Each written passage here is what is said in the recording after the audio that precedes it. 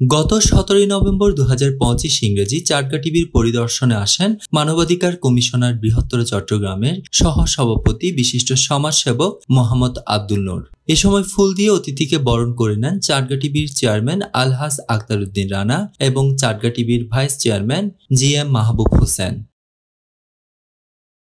জানা যায়, মোহাম্মদ আব্দুল নূর 1979 সাল থেকে মানবাধিকার সংস্থা এবং পাশাপাশি সমাজসেবার নানামুখী কর্মকাণ্ডের সাথে জড়িত ছিলেন। সমাজসেবার সাথে যুক্ত আছি। আজকে প্রায় আমি 79 সাল থেকে আমি দেশের বাইরে ছিলাম।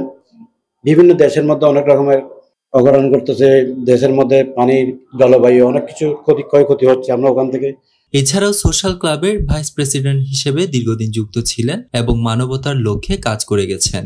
তিনি সুফিয়ান ফাউন্ডেশন নামে একটি ফাউন্ডেশনের প্রতিষ্ঠাতা। সে সাথে নিজ অর্থায়নে হতদরিদ্র মানুষদের নিয়ে কাজ করছেন বিগত অনেক বছর ধরে। আমি সোশ্যাল ক্লাবের একজন ভাইস প্রেসিডেন্ট ছিলাম। এখানে আমাদের মাধ্যমে আমরা সবগুলো একত্রভাবে যৌথভাবে আমরা টাকা পাঠাই এখানে যেগুলি সমস্যা আছে এগুলির মধ্যে সলভ করার জন্য পাঠাতাম এখানে সচিবালয়ে। চাটগা টিভির পরিদর্শন করার পর চাটগা টিভির উত্তরোত্তর সফলতা কামনা করেন তিনি।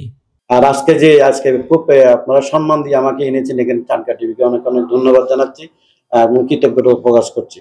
পরিদর্শনকালে আরো উপস্থিত ছিলেন বিশিষ্ট ব্যবসায়ী মোহাম্মদ সোহেল হক, চাটগা টিভির সিনিয়র ভিডিও এডিটর এডি তমাল, চাটগা টিভির সিনিয়র রিপোর্টার আকাশ বড়ুয়া এবং চাটগা টিভির ক্যামেরা পার্সন অনিরুদ্ধ চৌধুরী। আকাশ বড়ুয়া, চাটগা টিভি।